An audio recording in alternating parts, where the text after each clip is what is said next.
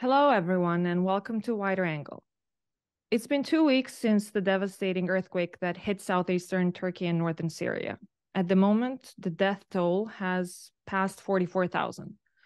In the earthquake's aftermath, the second largest earthquake in country's history, one of the biggest conversations in Turkey has been relating government's response and the aid and rescue efforts. Soli Ozel, a scholar, academic at Kadir Has University in Istanbul and frequent commentator of Turkish politics, is here with me today to help us understand the situation on the ground. I wish we met for a different occasion, but thank you for joining us, Soli. Welcome to Wider Angle. Well, thank you, Riada, for inviting me. Yes, I wish it were for a better occasion, more cheerful occasion. But as you said, I think at the beginning, or we talked about it, the news also, newscasters also report that things are being wrapped up. Work machines are introduced. There is no hope that there would be any more live persons left in the rubble. And probably the death toll is higher than 44,000, although the information directorate suggested that in those 8,000 buildings that were damaged or that were destroyed, there were only 81,000 people living, which I guess is rather interesting way of calculating things. On the mayor of Hatay, Antioch, for your listeners, 2 days ago suggested that there were probably at least 20,000 dead only in his town. And there are at least 3 other towns that had been affected rather violently. Their centers have been destroyed.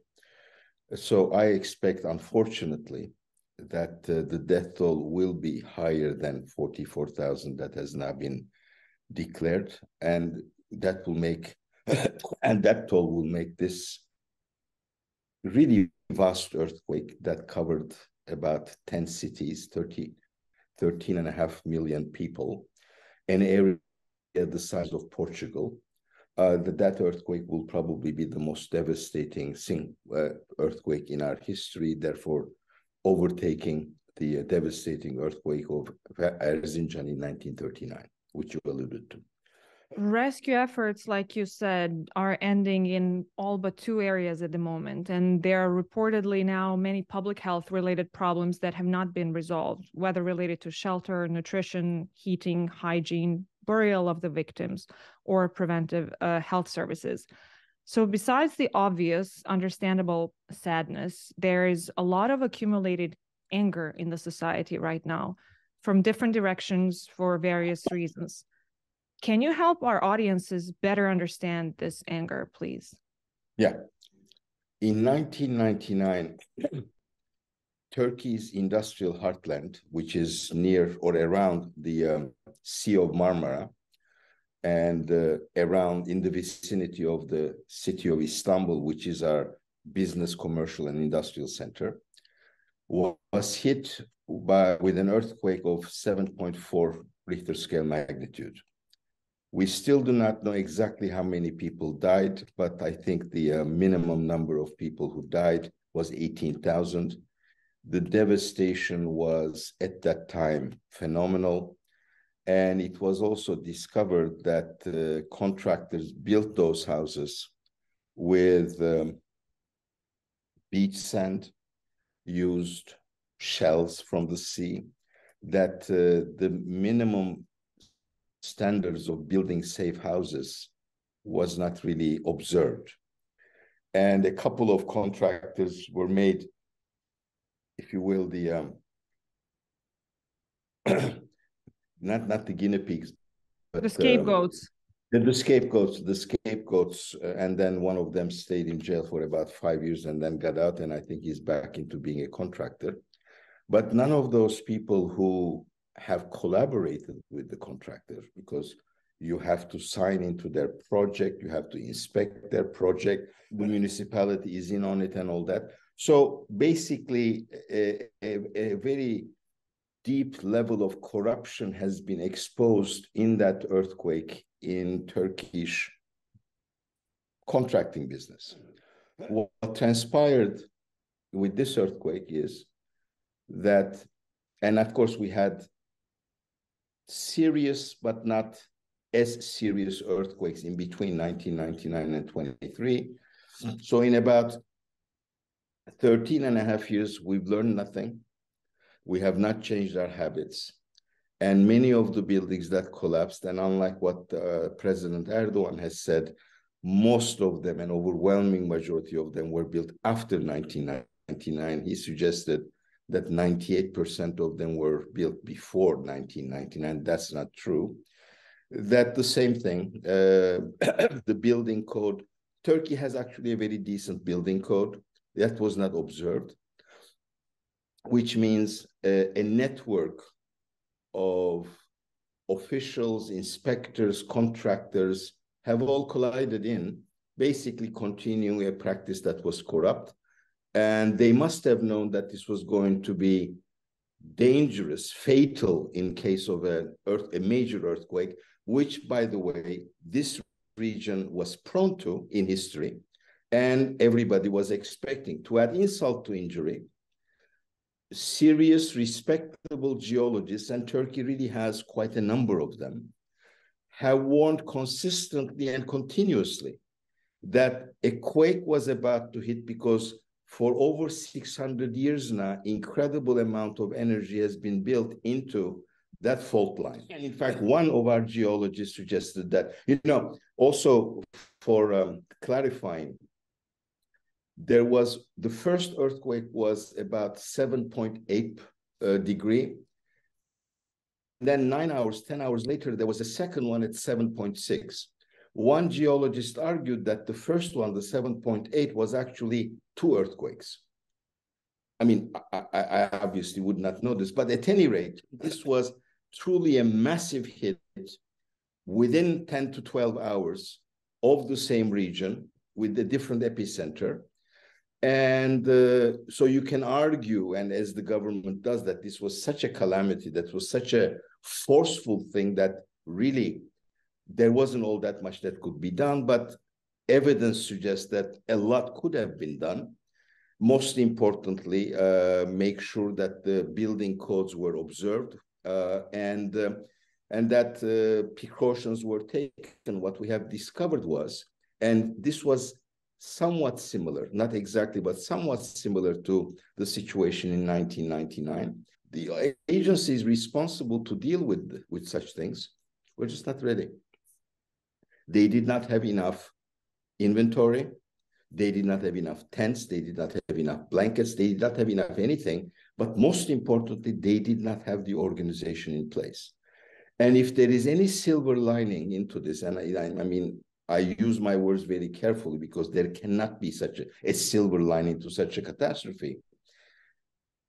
It was the incredible ability of Turkish society to mobilize resources, to organize, and to actually show an immense amount of solidarity. And given the fact that this is supposed to be a country with an incredible degree of polarization. I mean, article after article, report after report suggests that Turkey is an extremely polarized, has a very extremely polarized society. The political actors fan the flames of that polarization, particularly the ones in power. But under those circumstances, as I said, first, immense empathy, support, solidarity, and perhaps much more importantly, the ability of this society to actually organize and mobilize and come to the aid of those in need at the moment when they needed it.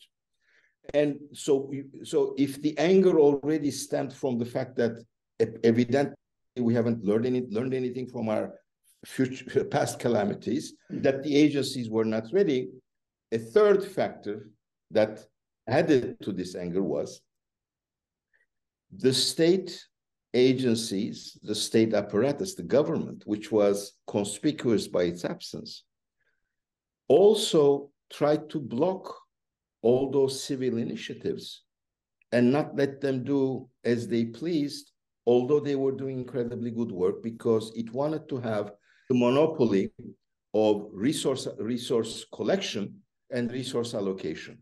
And that, of course, on the part of those who really generously have supported all efforts to collect money, goods, and whatever, made them doubly angry because nobody trusted government agencies, so nobody really wanted to donate to them.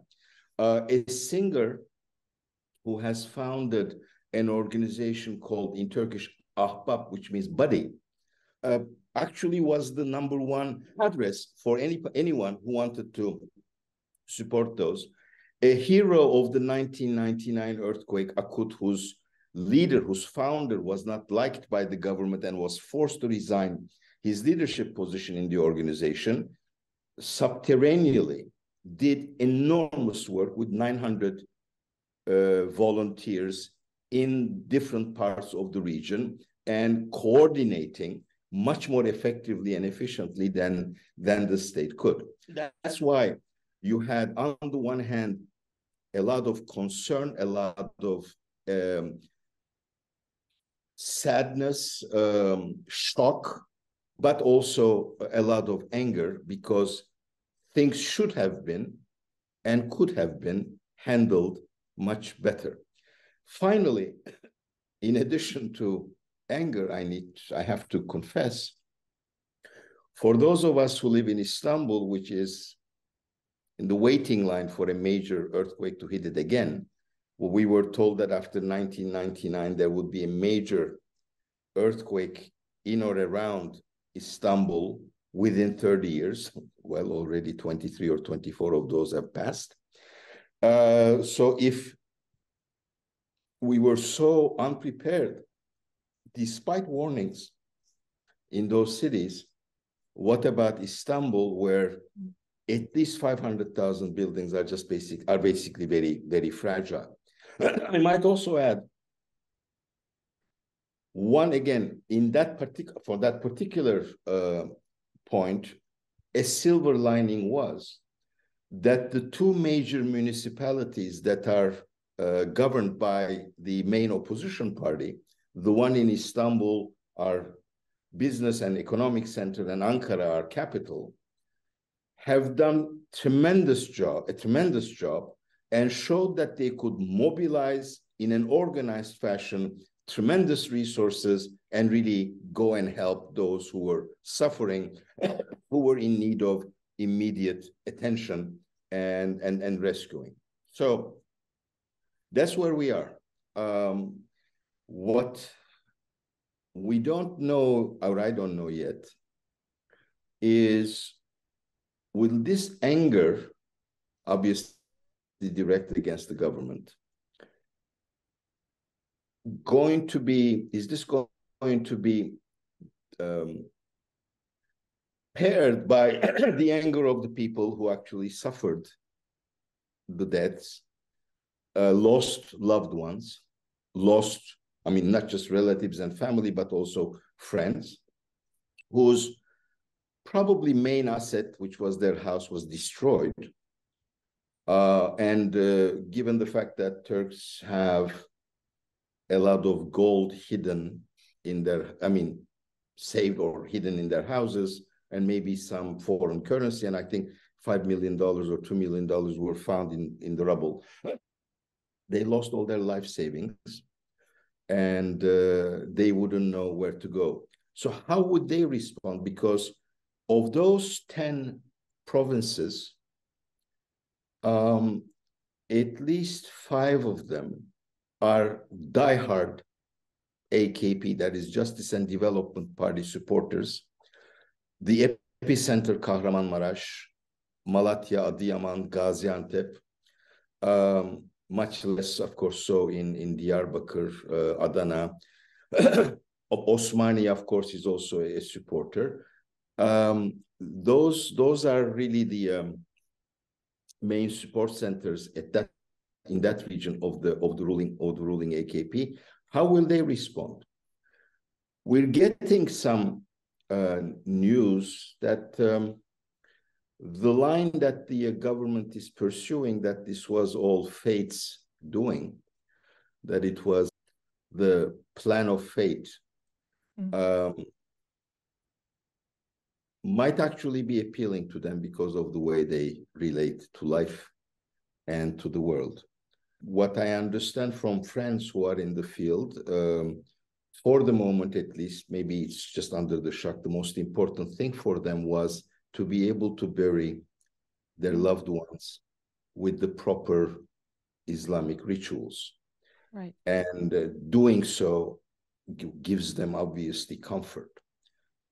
Will in 10 days, 20 days, will they reflect on what had happened?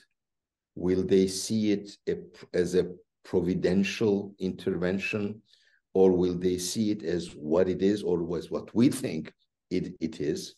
That is shabby construction, a network of corruption, and nobody taking any responsibility. There's no accountability. I mean, I was surely shocked not to be able to detect, and I don't think it was my ill will. I just couldn't detect much remorse in the eyes or in the faces of those responsible, whether they be bureaucrats or politicians.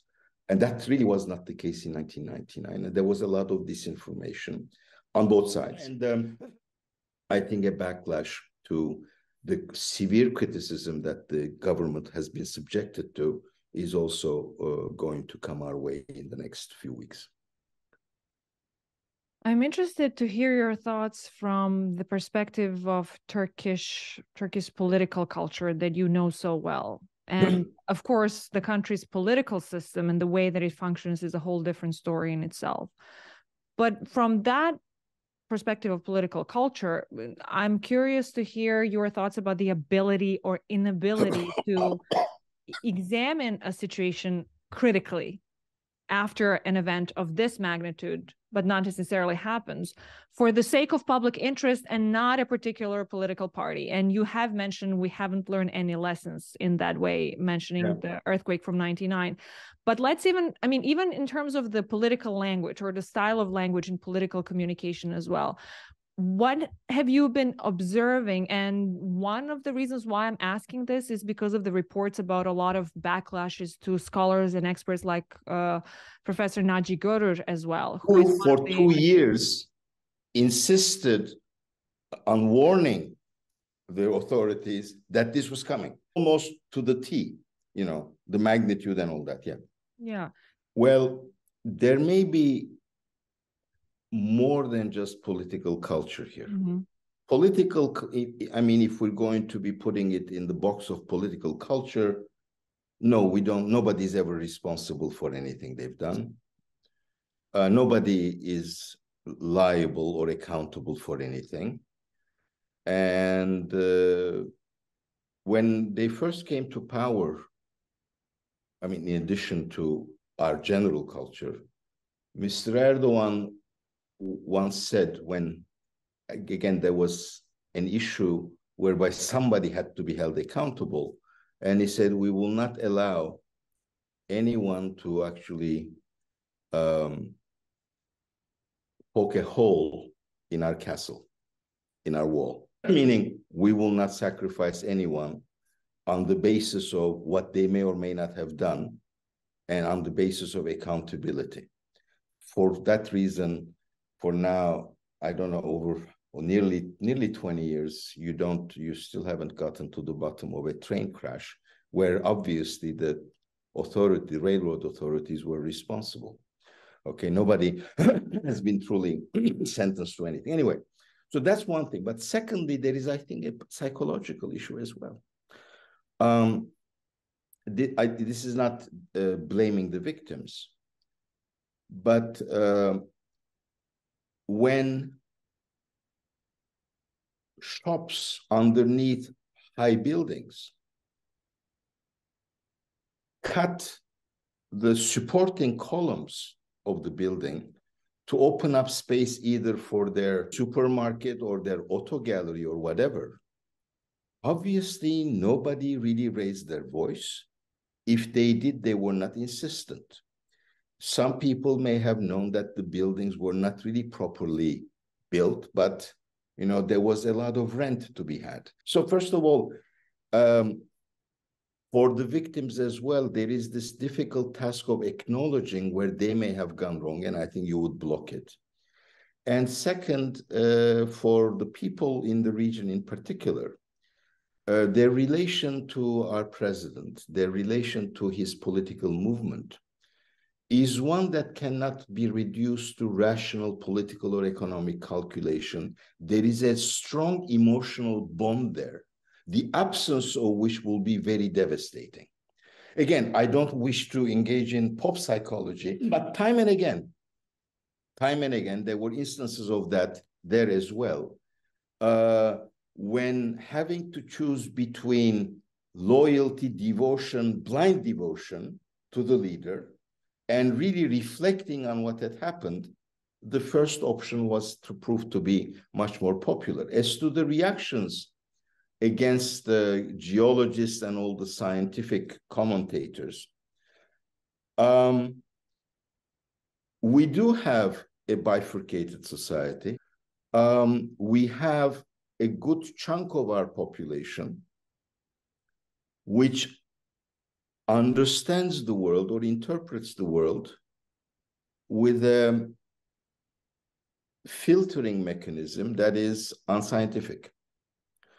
When the scientific ones, who are then, of course, identified with secularism, and that our major fault line today is really between secularism and or a secular understanding of life and a religious understanding of life, instead of seeing those warnings, those "I told you so's," those "I'm so angry because this could have been avoided" outcries, are seen not for what they are or how I would interpret them, but as an affront to their way of life, their way of thinking, their way of actually relating to life. So again, this is something that's not unresolved. I mean, there are friends who are on the field who are suggesting that maybe the political division in terms of whom the people support, nothing may have changed between before and after the earthquake, which I guess to a mind which pretends to be rational, this is truly unbelievable, unfathomable. But it is, I understand, a reality. I don't know what would happen in 3 months' time. This may be your defensive mechanism. I mean, have I lost my loved ones for nothing? Have I lost my loved ones, and do I bear any responsibility for their loss? I have a friend who actually was in one of the rescue teams. He went there from Izmir, a province in the West, where I also originate from. And he said that in many cases, they found entire families in one room in the position of praying. So probably when the quake began, the family gathered, went to one room, then they were collectively praying, and some of them were saved and many of them were not. So that's also, I think, an interest. I mean, we will know more. We will know more about those such details, but that really struck me as an important sign of how people related to this. Obviously, there was no training to speak of, no preparedness in terms of scientifically what to do, creating a triangular space for yourself and all that. So many people then lost their lives for nothing. A friend of mine who lost his brother, very religious, very pious, he said he could deal with the loss as a religious person, I mean, assuming that his brother would go to heaven, but that he was livid, that he was so infuriated by the absence of the state, by the unprofessionalism of the agencies, by their disorganization, by their nonchalance, by their lack of care, that he didn't know what to do with that anger burning inside him. We're speaking obviously about a serious trauma, or rather a Absolutely. latest one in a series of accumulated earthquake related, but not just that sort of traumas, individual and collective in Turkey. And I don't know, would you agree? I mean, Turkey is also a country not just of unaddressed traumas, but maybe, you know, Elif Shafak, a writer whom I interviewed a couple of years ago, said that it's a country of collective amnesia as well. So chosen amnesia, selective amnesia, collective amnesia, the point being on amnesia. So I'm curious to hear from you your thoughts. I mean, obviously political and social contexts change or can change. As someone who knows, and you mentioned a little bit both the situation about post-99 earthquake, but just in general, tell me about the importance of memory, of nourishing memory of what happened, not just to understand and comprehend the grief. I mean, just reading the Twitter posts of people who have lost so many in the most recent earthquake, who are putting out there, who are saying, don't put the balloons, clips, don't romanticize the death. How much of that sort of reckoning, how important is memory? Do you think that this time it will be different? To understand the magnitude of the grief and the repercussions for the society? I think it should be, but honestly, I don't think it will be, because you don't change such a solid tenet of your relation to life, which is skip over everything, forget everything, and just move on. That even such a deep trauma may not do. But by the way, different parts of the country are going to respond to this differently. Mm-hmm. Those who have mobilized in the West, that those who are better educated and stuff, they'll probably cry out for remembering, okay?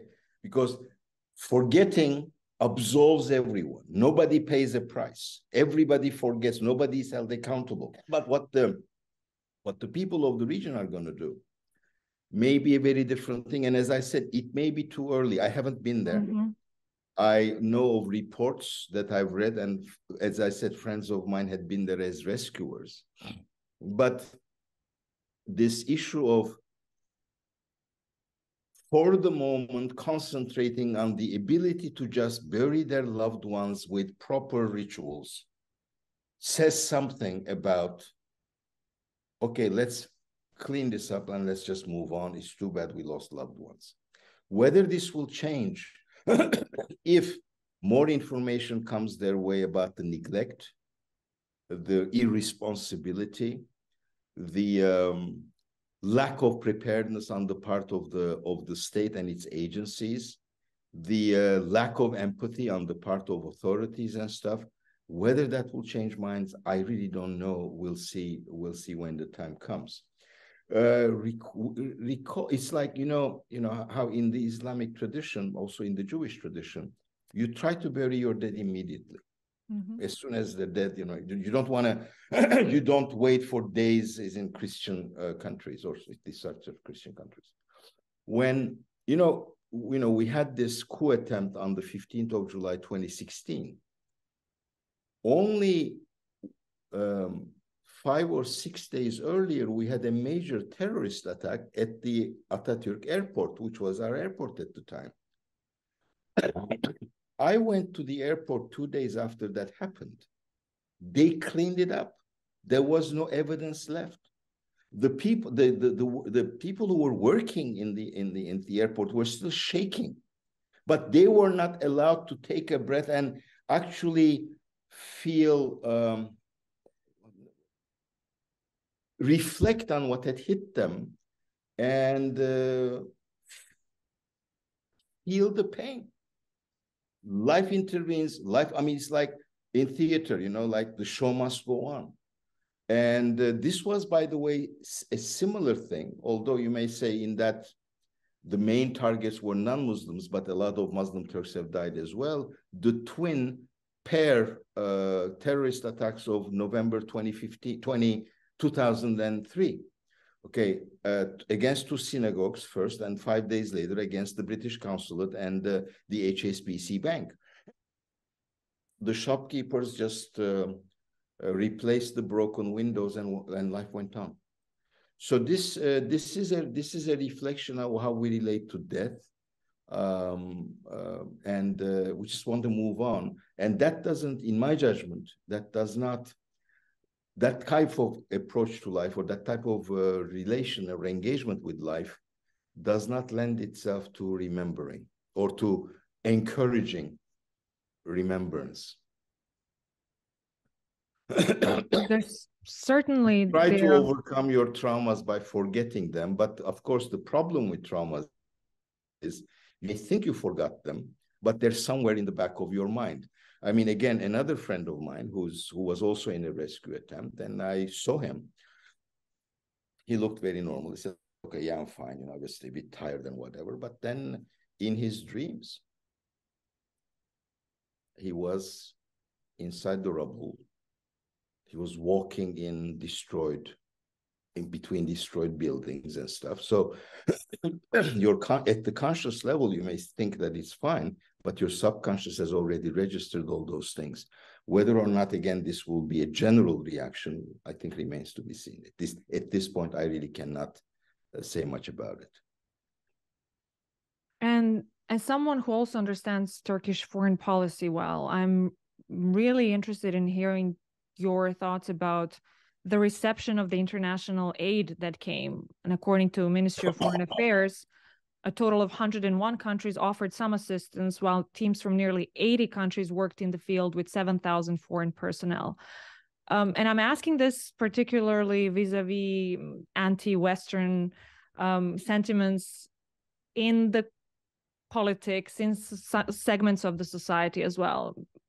Do you think or agree with some other experts who think that the latest earthquake will not fundamentally change anything in the foreign policy, at least right now? Or how was this aid received? 2 weeks ago, Turkey's agenda was the presidential and parliamentary elections that were likely to take place on the 14th of May. And one of the strategies, or at least in the ruling party's strategy, or in President Erdogan's strategy, West bashing was one of the major components. The usual refrain that the Turks only have Turks as their friends, although given how Turks have built houses, that may not necessarily be a good axiom. And that we can only rely on ourselves, and everybody else, especially the Westerners, wish us ill. I think after this, what you have just noted, and the immense outpouring of empathy, resources, people and material that came here, and all those rescue teams really worked day and night with full energy, it would be very difficult to have West bashing as part of the electoral strategy. On the other hand, there are those who argued that the earthquakes were actually created by the United States, that the United States was sending a aircraft carrier. Yeah. That it was sending an aircraft carrier immediately worked up the imaginations of some how the United States was going to come and, you know, declare a no-fly zone over Turkey, and then, you know, do this in Lebanon, do that in Syria, block Turkey's access to Cyprus and stuff. So these people have not stopped. On the other hand, I think for all to see, everybody did their best. And it was again one of the silver linings, if you will, of this, that I think most of the population have seen that we're not all alone in the world. Not everybody hates us. Not everybody is an enemy of Turkey or Turkish people. And that, I think, is all for the good, because it feeds onto our paranoia, and it means you cannot really think straight. So in that sense, I'm pretty happy. And of course, the Secretary General of NATO came on Thursday, or on Friday. I'm sorry, on Friday. That was the 17th of February. And Secretary Blinken came here, I suppose, from the Munich Security Conference, which he attended today. That is on the 19th of February. And show of solidarity, show of support. And I also think request that Turkey give up on its insistence on not approving the accession of Sweden into NATO. And that's one of the big burning issues between Turkey and its transatlantic allies. There are so many challenges ahead. We just addressed some of them, just so that listeners also understand. According to at least state officials and the statements, 200,000 people, according to some other estimates, about 3 million people left their destroyed cities to seek shelter in a safer place. And in addition to 13.4 million Turkish citizens, we're talking also about 1.7 million foreign nationals who lived in the provinces affected by the earthquake, including Syrian refugees, of course, who have had to deal with xenophobic attacks, even in the earthquake's aftermath. So that is a set of completely different challenges, including other economic, agricultural problems, etc. So I know this is very difficult, Soli, and as we approach the end of this conversation, one question that I always ask my guests is, of course, the wider angle of their work or the topic that we're talking about. The Republic will turn 100 in October this year. Do you personally think that the earthquake from February 6th is a threshold of a sort? Is it a milestone that might, and it might be too early, but we're talking about a wider angle here of ending the period of not learning the lessons from the past? Okay. The quake hit 10 cities, 13.5 million people, as I said earlier, space of about the size of Portugal, with many Syrian refugees also living there. We had some reporting on looting, a lot of people blaming Syrians and stuff. We have now a bona fide racist party, which went there not to show empathy or help, but just to put the seeds of discord and hatred. And my hunch is they may not have been as successful as they may have wished, or we would have feared. Millions of people have left their city.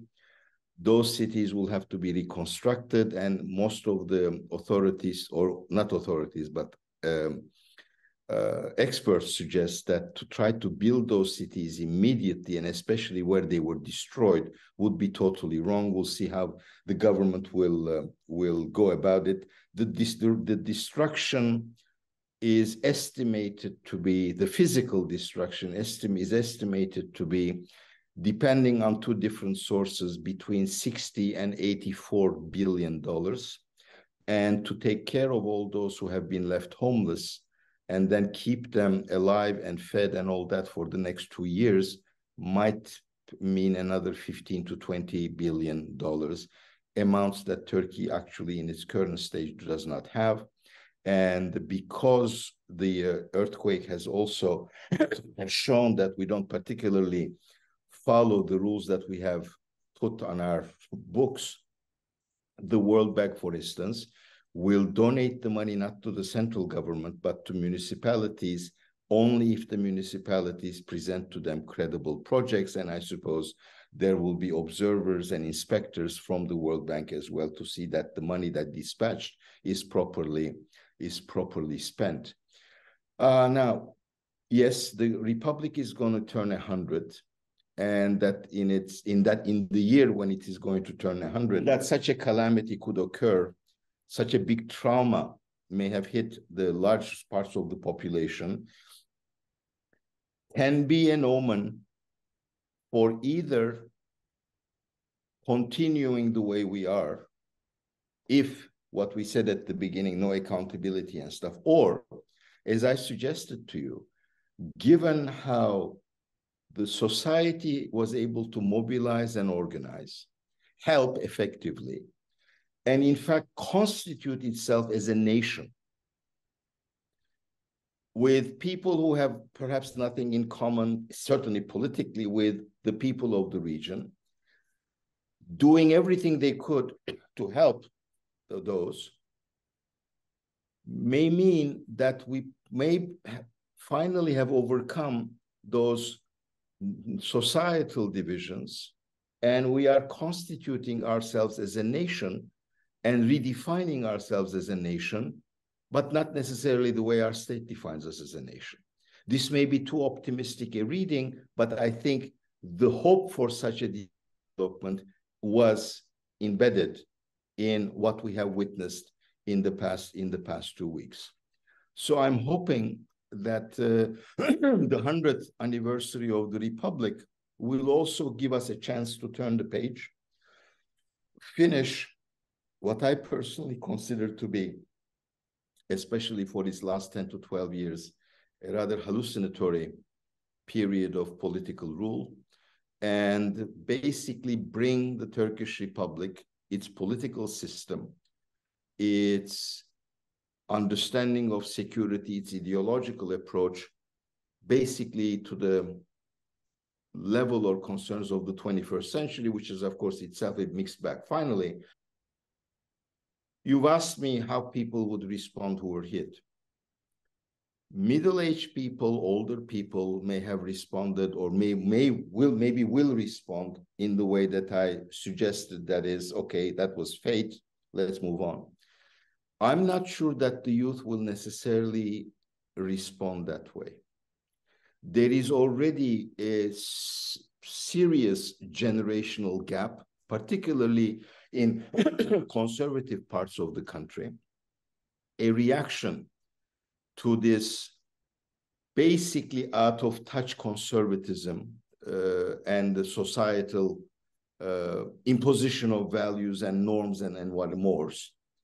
And I think the youth will have interpreted what had happened differently in conservative circles than their elderly, than their elders, or than their parents. And in that I see again hope, because that means in the centennial of the Republic, we do have a chance to move in a direction that, to my mind, will be far more auspicious and beneficial to the Republic itself and to us citizens than the path we have been on until now. Soli Ozel, I know these are not easy days. I really appreciate that you joined and shared these insights with Mobilize magazine. Thank you. Thank you for having me. And to all of you in the audience, stay tuned for more conversations with people from all over the globe. Have a good day. Bye.